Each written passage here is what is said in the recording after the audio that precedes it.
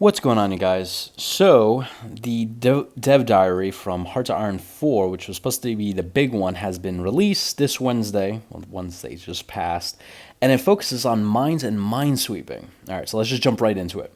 Welcome to another glorious Wednesday. Today we are going to be talking about mines and minesweeping.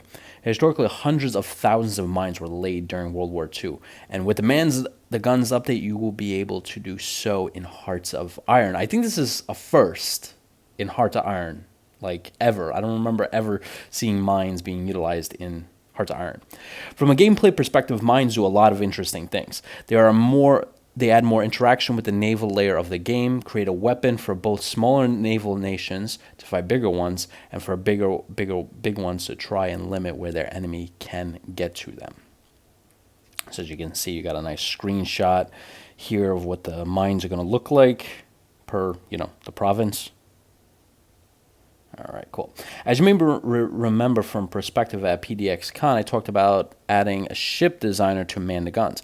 It is not quite ready to show off, but it's important to know that sweeping and laying mines are something you'll be upgrading or redesigning your ships to be doing. Mine layers and minesweepers are not actually new ship classes. In my screenies, I have destroyers that can both lay and sweep mines for simplicity, but as Archangel85 pointed out earlier, I am probably going to have a ton of different destroyer designs. That's really cool. I like that aspect that you can have, customized destroyers, cruisers, battleships, and other ships, because it allows you to kind of give a little more flexibility into how your fleets perform. It's not just going to be a generic fleets that everybody has. Anyways, details on the designers for a future update, future diary when it's done, but hopefully it helps explain some stuff in a proper context. Mines are unlocked from text and require ship designs fitted to deploy them. Destroyers and light cruisers can do this, as well as submarines with the correct tech. Excellent if you as Germany want to make things even more dangerous for the British at a lower risk to yourself. Interesting. Mines can also be dropped from the air with later game text. That's awesome. Both of these unlock new missions for navies and air wings. Damn, that's awesome. Mines can be better and better through research. You start off with contact mines to unlock them, then their destructive power is improved with magnetic and acoustic mine techs, and finally with pressure mines. Wow. At the bottom, you can also see two techs for submarine mine laying. The first is just a basic ability, with the second improves efficiency a lot by allowing mines to be deployed through torpedo tubes, thus no longer requiring you to design specific mine laying submarines. To get rid of mines, you need minesweeper capable ships. This unlocks the naval mission to sweep mines and will slowly work at clearing areas. Minesweepers are also nice to include in your fleets, as they will then be assumed to travel ahead of the fleet and reduce the impact of mines on them. I suspect a good design combo will be anti-air and sweeper on screener ships to be your passive defensive when in enemy waters. There's also a passive degaussing technology that can be researched after magnetic mines. This was employed during World War II to reduce the magnetic signature of ships and thus make them less likely to set off mines. Philadelphia experiment. I'm joking. It is also possible to sweep mines from the air, but is also a late game expensive technology that unlocks a new air mission for bombers. That's cool. Wow, that's crazy. This was something that was done sparingly and in shallow waters, but for example, was successfully done to evacuate the Dutch royal family to Britain. Interesting. What do mines exactly do then? Well, they blow stuff up. Their explosive results are shown on the map as accident reports, and there is a new tab too under the naval losses statistics interface if you want to dig into details. As ship operate and move through a zone, they will risk running into mines. This can lead to minor damage as well as outright sinkings. The best way to avoid this is to make sure the area is swept free of mines, but as mentioned before, having your ships travel with sweeping capable ships makes it safer for all. Interesting.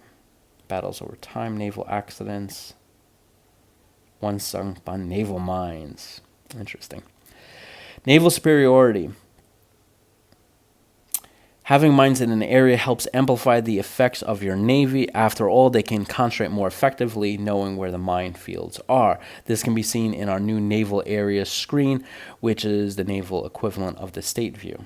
Okay, cool. Wow. Huh, interesting.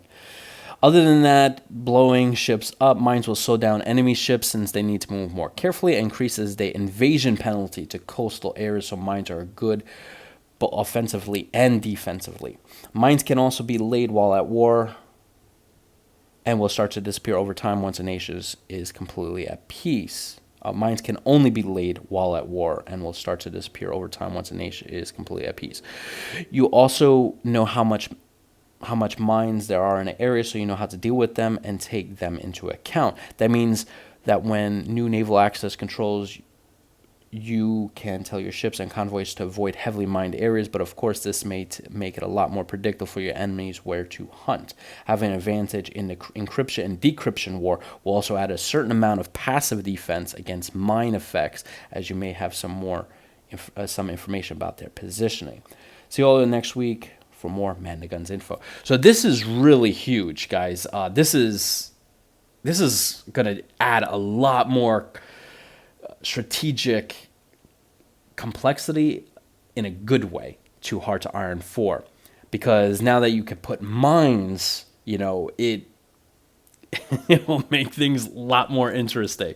So for example, like, if you were the British, you can, mine the North Sea and kind of like maybe leave the English Channel open and then just position your fleets on, the outside of the English Channel, on the western side. So when the Germans say, oh, there's no mines here, and then, oops, the main British fleet, and, have problems there.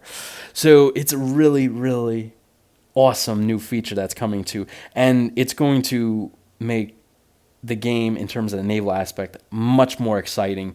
I can imagine how, sending convoys from U.S. to England, transporting troops, how much more in-depth that's going to be. I'd had to deal making sure that your soldiers get there without them blowing up, and such.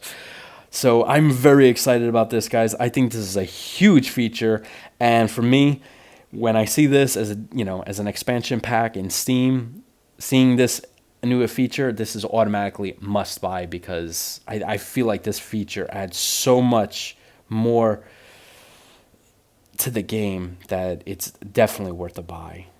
I'm definitely to get this because, mines played an important part in World War II in various theaters. So having it in the game is just gonna be awesome. Yeah. Looking forward to it, guys. I will catch you in the next Dev Diary. See you then.